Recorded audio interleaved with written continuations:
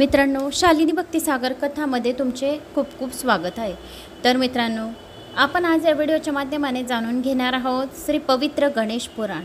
पवित्र गणेश पुराण ज्याच्या पदरी खूप काही जन्माचं पुण्य असेल त्यालाच हे गणेश पुराण ऐकायला मिळेल। गणेश पुराण श्रवणाने श्रोता आणि वक्ता दोघेही मुक्त होतात आणि मोक्षाची प्राप्ती होते। गणेश पुराण सहजासहजी कोणालाच ऐकायला मिळणार नाही, म्हणून हे पवित्र गणेश पुराण जास्तीत जास्त जणांना शेअर करण्याचे करावे। तर शालिनी भक्तिसागर चॅनल तिकडे पण माझे 75,000 सबस्क्रायबर आहे, तर त्या चॅनलला बी जाऊन तुम्ही सबस्क्राईब करा आणि ऑलवर क्लिक करा, म्हणजे ते चॅनलच्या बी तुम्हाला नोटिफिकेशन येतील आणि तुम्हाला चांगल्या चांगल्या तिकडच्या पण कथा ऐकायला मिळतील। तर शालिनी भक्तिसागर चॅनलचा टाईम आहे सकाळी 7 वाजता। तर आता आपण या व्हिडिओच्या माध्यमाने ऐकणार आहोत पवित्र श्री गणेश पुराण। कोणी नवीन आलं असेल चॅनलला तर सबस्क्राईब करून घ्या, ऑलवर क्लिक करा, एक पाण्याची बाटली जवळ ठेवा।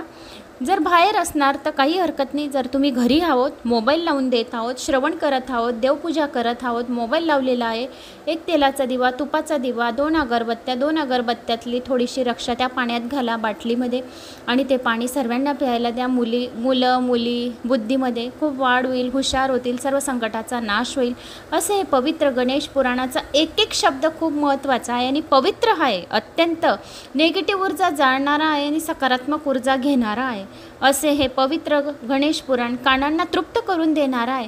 गणपती बाप्पा सर्व संकटाचा नाश करून घेणारे आहेत। तर आता आपण गणेश पुराणाला सुरुवात करूया। श्री गणेशाय नमो नमः।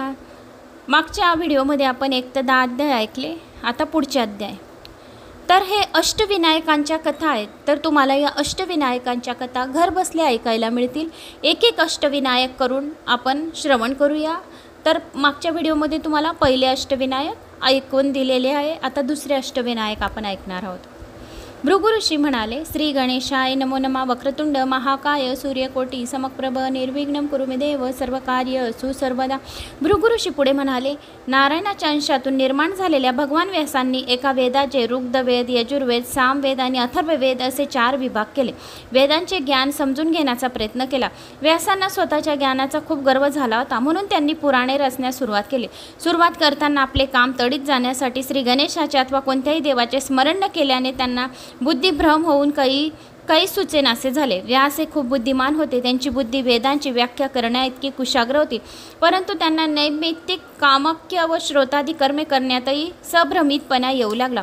ज्याप्रमाणे एकदा साप मंत्र प्रभावाने किंवा औषधांनी त्यांच्यावर काहीच परिणाम होत नसल्याने तो स्थिर राहतो, त्याप्रमाणे व्यासाची बुद्धीची अवस्था झाली। आपली बुद्धी कशाने भ्रष्ट झाली हे त्यांना कळेना। या घटनेने त्यांना लाज वाटू लागली, म्हणून यांचे कारण विचारण्यासाठी ते ब्रह्मदेवाकडे गेले।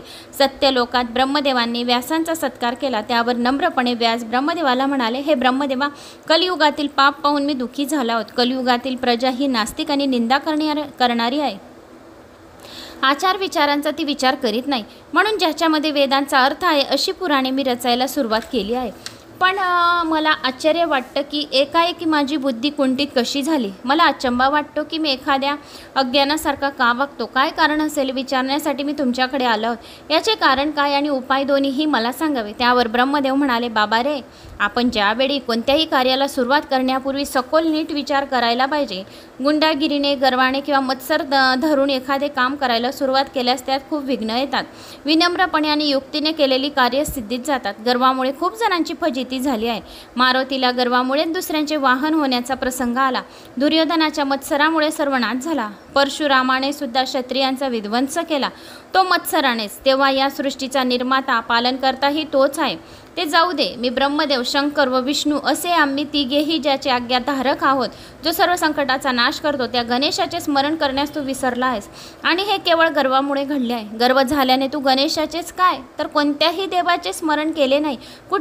कोणतेही कार्य करताना, छोटे असो वा मोठे असो, त्याला सुरुवात करताना गणेशाचे स्मरण करायलाच हवे। श्री गणेशाय नमः एवढं तरी बोलायला हवं, कारण तो संकटाचा नाश करतो।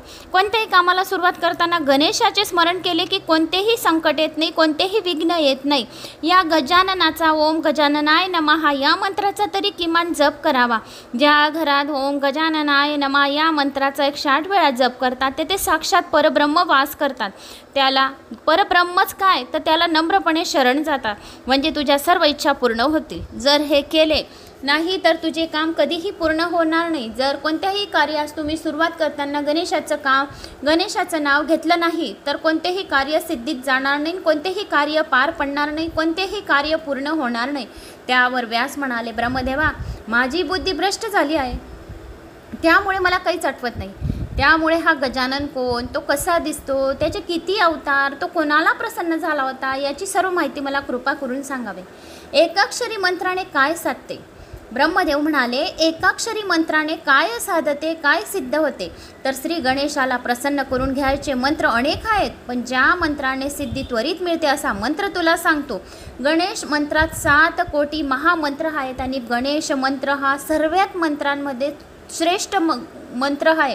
तर ज्या घरात या जो कोणी हे नुसते गणेश पुराण मंत्राचं श्रवण नुसतं करेल, श्रवण मात्र हे गणेश पुराणांचे अध्याय श्रवण करतील, तर सर्व पापांपासून मुक्ती मिळेल. त्या घरी लक्ष्मी वास करेल, त्यांच्या मुलामुलींचे लग्न जोडतील, त्यांच्यावर कोणतेही कर्ज राहणार नाही, अडकलेली सर्व कामे निर्विघ्नपणे पार पडतील असे सांगितले आहे. तर आता या गणेश मंत्रात 7 कोटी महामंत्र आहेत. त्या मंत्रात गुपित थोडं मला व थोडं शंकराला माहीत आहे. त्यातला त्यात षडाक्षर हा मंत्र सर्वात श्रेष्ठ मंत्र आहे. केवळ या 2 मंत्राद्वारे सर्व सिद्धी प्राप्त होतात. जे गणेशाची आराधना करतात ते भक्ती जीवनमुक्त होतात, ते देवांनाही पूजनीय असतात. अशा भक्तांना सर्व सिद्धी वश होतात. मनात येईल ते करण्यायोग्य सामर्थ्य त्यांच्यात येते. जो लोक श्री गणेशाची उपासना करत नाही त्या लोकांची तोंडे बघू नयेत आणि जर पाहिली तर सतत संकटांना तोंड द्यावं लागेल. श्री गणेश भक्तांच्या दर्शनाने सर्व संकट नाश पावतात. म्हणून मी तुला एकाक्षर मंत्र सांगतो. त्या मंत्राच्या प्रभावाने तुझी सर्व कामे पूर्ण होतील. प्रथम अनुष्ठान करणाऱ्याने स्नान करून स्वच्छ शुद्ध व्हावे, धुतलेली स्वच्छ वस्त्रे घालावी, दर्भासन अथवा शुद्ध आसनावर बसून आचमन आणि प्राणायाम करावा. नंतर अंत मातृका ब्रह्ममातृका पूर्व न्यास करावा. मग श्री गणेशाच्या चरणांपासून ते मस्तकापर्यंत स्वरूप ध्यान करून मानसपूजा करावी. नंतर श्री गजानन प्रसन्न होईपर्यंत नियमपूर्वक पुरक्षरण करण्याचा संकल्प करावा. असा उपदेश करून ब्रह्मदेवाने शुद्ध दिन पाहून व्यासांना एकाक्षर मंत्राचा उपदेश दिला. ब्रह्मदेव म्हणाले, ज्या ठिकाणी मन स्थिर राहील अशा ठिकाणी अनुष्ठान करावे. ज्या वेळेस आपलं मन स्थिर राहतं त्यावेळेस पूजा करावी. म्हणजे पूजातला आपला जो भाव आहे तो संपूर्ण देव आपल्या हृदयात प्रवेश करून संपूर्ण भाव जाणून आपल्या इच्छा त्वरित पूर्ण करतात. म्हणून आपला भाव मन स्थिर असेल त्यावेळेस आपले पूजन करावे आणि अनुष्ठान करावे. नास्तिक, निर्दय, दुराचारी, लबाड अशा व्यक्तींना जर या मंत्राचा उपदेश दिला तर मागील 10 आणि पुढील 10 पिढ्या नरकात जातात. अनन्य भक्तिमय अंतकरणी सदाचारी आणि दयाशील व्यक्ती असेल अशाच व्यक्तीला मंत्र उपदेश करावा. जो कोणी निष्ठापूर्वक भक्तीने श्री गणेशाची पूजा करेल त्यालाच हा मंत्र द्यावा. त्याला संतती, संपत्ती, ज्ञान आदीची प्राप्ती होईल. जो या मंत्राचं पठन करेल, ओम गजाननाय नमः या मंत्राचा 108 वेळा पठन करेल, या गणपतीची मूर्ती तामनात धुवून ओम गजाननाय नमः, ओम गजाननाय नमः या मंत्राचा जप करून ते तीर्थ आपल्या मुलांना प्यायला देतील तर मुलं हुशार होतील, संतती, संपत्ती, ज्ञान आदीची प्राप्ती होईल आणि ते सुखी होतील, अखंड सौभाग्याची प्राप्ती होईल आणि त्याला मोक्ष मिळेल. तर आता गणेशाचे स्वरूप पुढे सूत सांगू लागले. ब्रह्मदेवाची फलश्रुती ऐकून व्यासांना फार आनंद झाला. ते ब्रह्मदेवाला म्हणाले, हे पितामहा, तुमच्या उपदेशाने माझे कान तृप्त झाले आहे. मंत्र खरंच खूप महान आहे. जो मंत्र तुम्ही सांगितला तो मंत्र खूप महान आहे. त्याविषयी कितीही ऐकले तरी समाधान होत नाही.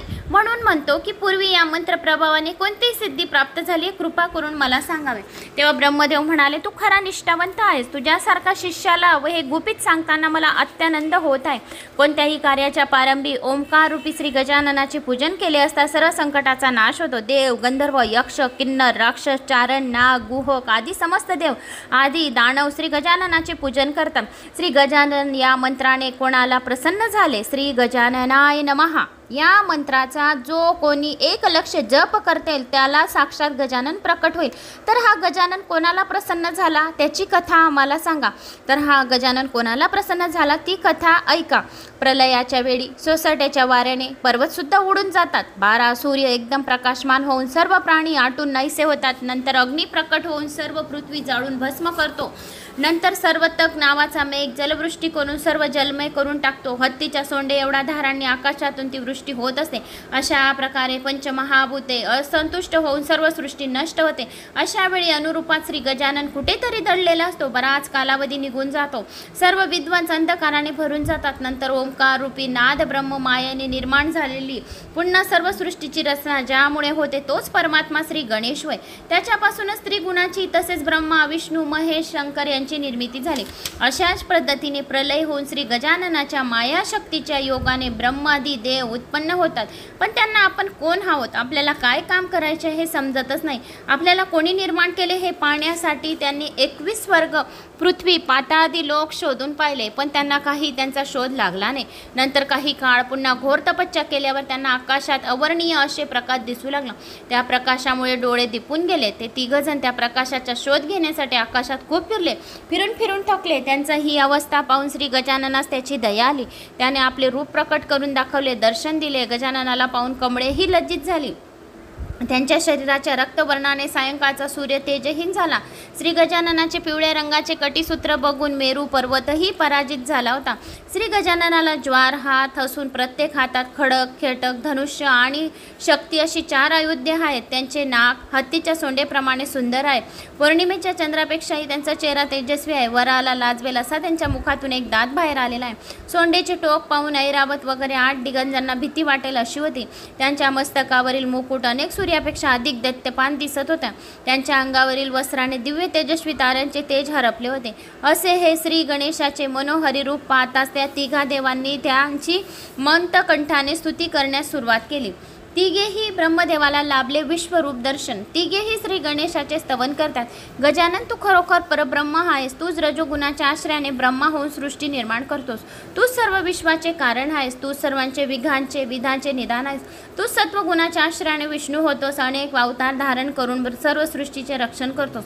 रजोगुणाच्या आश्रयाने तू ब्रह्मा होऊन सृष्टी निर्माण करतोस. तमोगुणाच्या साह्याने शंकर होऊन सर्व सृष्टीचा नाश करतोस. सर्व वेदांचा सार तूच आहेस. तू चंद्र वायू सूर्य ही सारी तुझी रूपे आहेत. पंचमहाभूते तुझ्यापासूनच उत्पन्न झाली आहेत. तुझी उपासना करणाऱ्याला संकटाची पीडा होत नाही. तुला मिळवण्यासाठी आम्ही तिघा देवांनी पुष्कळ भटकती केली, परंतु तुमच्या कृपेने आम्हा तिघांना तुझे दर्शन झाले आहे. तर अशा प्रकारे तिन्ही देवांनी केलेल्या स्थितीमुळे श्री गजानन बोलू लागले. ते म्हणाले, तिघ देवांना म्हणाले, जो कोणी वक्रतुंडाय हू या मंत्राचा जप करेल, 2 कापूर 5 कपूर या 5 लोंग 7 लोंग 11 लोंगा, जेवढे तुमचं घर छोटं असो मोठं असो, तर तुम्ही कापूरच्या वड्या आणि लोंगा वाढवून पूर्ण घरभरामध्ये एका डिश खाली ठेवा आणि पूर्ण घरभरामध्ये कापूर आणि लोंग हे जाळून पूर्ण घरात तुम्ही फिरवू शकता. आणि ओम वक्रतुंडाय हो ओम वक्रतुंडाय हो या मंत्राचा जप करून संपूर्ण नेगेटिव्ह ऊर्जा बाहेर करू शकता. म्हणून कापूर सोबत या वस्तू जाळा, म्हणजे घरातील नेगेटिव्ह ऊर्जा दूर होईल. असे गजाननाने गणेश पुराणमधला हा उपाय तुम्हाला सांगितला आहे. मग ते म्हणाले, ज्यासाठी तुम्ही एवढे कष्ट घेतले आहेत तोच मी आता तुमच्या पुढे प्रत्यक्ष उभा आहे. तुम्ही केलेली स्तुतीने मी तुम्हाला प्रसन्न झाला हो. तुम्हाला जो वर मागायचा असेल तो वर मागून घ्या. आता जी स्तोत्री गायली त्या स्तोत्राचे पठण जो कोणी करेल, ज्या स्तोत्राचे पठण जो कोणी श्रवण करेल, त्याला प्रांतकाळ या सायंकाळ केलं असेल तर त्याची सर्व पातके पीडा नष्ट होईल. त्यांना धन संपत्ती यश कीर्ती मान सन्मान मिळेल. जे जिथे जातील तिथे त्यांचा विजय होईल. मोक्ष मिळवण्याचे पात्र होईल. या वराने तिन्ही देवांना खूप आनंद झाला. ते म्हणाले, गजानना, तुम्ही आमच्यावर प्रसन्न झाला आहात, तर मग मला तुमचे विस्मरण आम्हास कधीही होऊ नये, कुठल्याही जन्मात होऊ नये. जन्मांतर श्री गजाननाय हा मंत्र आम्हाला आठवण राहावं. ओम वक्रतुंडाय हू हा मंत्र आम्हाला आठवण राहावं असे आम्हाला वर दे. तसेच होईल. तथास्तु असा म्हटला. मग आम्ही प्रकट झाल्यावर आम्ही कोणती कार्य करायची तेही आम्हाला सांगा, असे तिघी देवांनी गणेशाला विचारले. त्यावर गजानन म्हणाले, ठीक आहे, माझ्यावरील तुमची श्रद्धा अखंड राहील. तुम्ही ज्या जन्म घेणार त्या जन्मात तुम्हाला माझं स्मरण मात्र राहील, पण तुमच्या गुणानुसार मी तुमची कार्य तुम्हाला नेमून देतो. ब्रह्मदेवाने सृष्टी निर्माण करावी, विष्णूने त्याचे रक्षण करावे, शंकराने पुन्हा सृष्टीचा नाश करावा, असे सांगून श्री गजानन त्या तिघांना संपूर्ण वेद शास्त्रे पुराणे यांचा उपदेश केला. त्यांच्या कर्तव्याचे सामर्थ्य त्यांच्या ठिकाणी निर्माण केले. श्री गजाननाला ब्रह्मदेव विनम्रपणे म्हणाले, हे देवादिदेवा, सृष्टी निर्माण करण्यास सांगितले, पण ती कशी निर्माण करावी हे मला समजत नाही असे विष्णुदेवांनी ब्रह्मदेवांनी सांगितले. आता तुम्हीच आम्हाला सृष्टी कशी निर्माण करायची ते आम्हाला सांगा. तेव्हा श्री गजानन म्हणाले, माझ्या देहात सर्व ब्रह्मांडाचे वास्तव्य आहे. हे तू एकदा व्यवस्थित निरखून बघ, म्हणजे तुला सर्व समजेल की ब्रह्मांड कुठे आहे. त्यावेळेस श्री गजाननाने ब्रह्मदेवाला श्वासामागे आपल्या हृदयात नेले. गजाननाच्या हृदयात औदंबराच्या फळाप्रमाणे अनेक ब्रह्मांड होती. त्यातील एक ब्रह्मांड फोडून गजाननाने ब्रह्मदेवाला दाखवले. सर्व सृष्टी एका ब्रह्मांडात समावलेली होती. त्या फोडलेल्या ब्रह्मांडात दुसरा ब्रह्मदेव, विष्णू, रुद्र, इंद्र इत्यादी अनेक देव आणि पृथ्वी, अरण्य, नद्या, समुद्र, यक्ष, गंधर्व, किन्नर, ऋषी, राक्षस, मनुष्य, पशु, मत्स्य, उद्भिज, स्वदेश, जारज, अंडज असे 4 प्रकारचे प्राणी, 21 वर्ग, सप्त, पाताळ वगैरे सर्व सृष्टी ब्रह्मदेवाला प्रत्यक्ष पाहायला मिळाली. हे पाहून झाल्यावर दुसऱ्या अंड्यात काय आहे पाहण्यासाठी दुसरे हे ब्रह्मांड फोडून पाहिले तर त्यात पहिलाच प्रकार दिसला. अशी ही ब्रह्मांडाची रचना पाहून ब्रह्मदेवाची तर मतीच गुंग झाली. ती अद्भुत निर्मिती पाहून इथून जावे की इथेच थांबावे याचा निर्णय त्यांना घेता येईना. अशा अवस्थेत पुन्हा ब्रह्मदेवाने श्री गजाननाची आराधना केली. ब्रह्मदेव म्हणाला, हे गणेशा, आकाशातील अगणित नक्षत्र, वाळवंटातील वाळूचे कण जसे कोणालाही मोजता येणार नाही, त्याप्रमाणे तुझ्या हृदयात असलेले ब्रह्मांडाची संख्या कोणालाही निश्चित करता येणार नाही. गजानना, तुमचे हे असे अचानक दर्शन झाल्याने मला मोक्षही नकोसा वाटू लागला आहे. विचित्र निर्मितीमुळे माझी बुद्धी काम करत नाही. आता मी इथेच राहावे की बाहेर जावे हे पूर्णपणे तुमच्या हाती आहे. तेव्हा तू सांग, मी काय करू. ब्रह्मदेवाची ही द्विधा अवस्था बघून श्री गजाननाने तात्काळ त्याला आपल्या उदरातून बाहेर काढले. तसेच शंकर व विष्णू यांना आपल्या कर्णमार्गातून आत नेऊन ब्रह्मांडाचे दर्शन करवले. ते दर्शन होता शंकर व विष्णू तर तेथेच झोपी गेले. भृगु ऋषी पुढे सांगतात, वेदशास्त्रे पुराणे आदी आपल्याला माहीत झाले म्हणून ब्रह्मदेवाला खूप गर्व झाला, कारण शाप आणि वर देण्याचे सामर्थ्य त्यांना प्राप्त झाले. या विचाराने सृष्टी तयार करणे अगदी सहज सोपे झाले. ब्रह्मदेवाने सृष्टीची निर्मिती करायला सुरुवात केली, पण अनेक अचानक संकटे त्यांच्या समोर उभी राहिली. मधमाशांनी घोंगाव्या त्याप्रमाणे संकटे ब्रह्मदेवाभोवती फिरू लागल्या. 3 डोळ्यांची, 7 हातांची, विहिरीसारख्या अजस्र तोंडांची आणि पाय नसलेली, 5 तोंडांची, 6 पायांची, 5 व 10 हात असलेली भयानक आकार घेणारी ती संकटे पाहून ब्रह्मदेवाला भीती वाटू लागली. ती विघ्न मोठमोठ्याने आरडाओरडा करून ब्रह्मदेवांना ठोसे मारू लागली. ती एका विघ्नाने तर ब्रह्मदेवांना शेंडी धरून जोरजोरात झोके दिले. 8 हाताच्या विघ्नाने तर ब्रह्मदेवाची मिशी पकडून जोरजोरात उपटायला सुरुवात केली. कोण त्याचे हातपाय बांधते, तर कोणी त्यांचे कान उपटत, कोणी त्याची निंदा करत, कोणी त्यांची स्तुती करत, कोणी त्याला लाताबुक्कांनी मारत होते. हे पाहून ब्रह्मदेवाला गर्व झाला. कुठल्या कुठे पळून गेला. ते अत्यंत दुःखी होऊन शेवटी बेशुद्ध पडले. थोड्या वेळाने ब्रह्मदेवाला जाग आली. त्यांनी गजाननाचे स्मरण केले. ब्रह्मदेव म्हणाला, श्री गणेशा, मी खरोखर मूर्ख आहे. सृष्टी निर्माण करण्याचे सामर्थ्य तू माझ्यात उत्पन्न केलेस, पण ही विघ्न माझ्या कामात उपत्र आणतात. त्याचा बंदोबस्तही तूच कर. अशा प्रकारे ब्रह्मदेवाने श्री गजाननाचे स्तवन करण्यास सुरुवात केली. त्यावेळी तू तपस्या कर अशी आकाशवाणी झाली.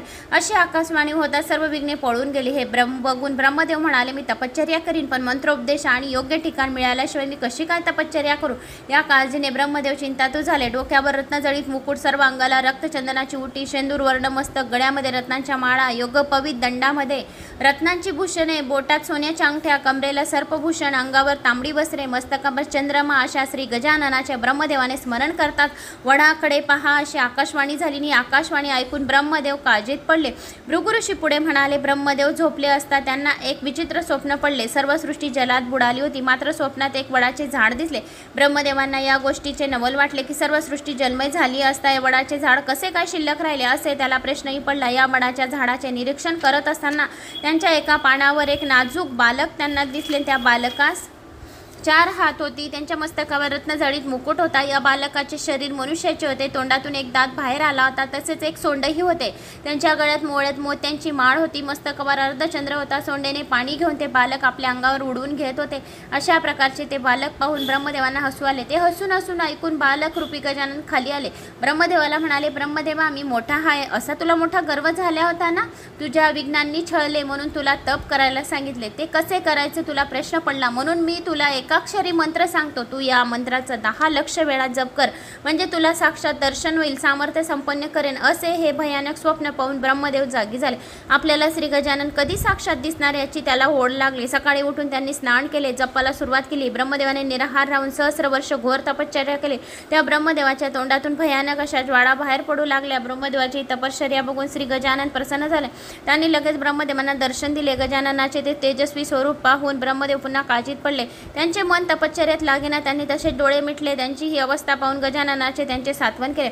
गजानन म्हणाले, ब्रह्मदेवा, अरे स्वप्नात ज्याने तुला मंत्रोपदेश केला ना, तो प्रत्यक्ष आता तुझ्या समोर उभा आहे. माझा स्वरूप सौम्य आहे.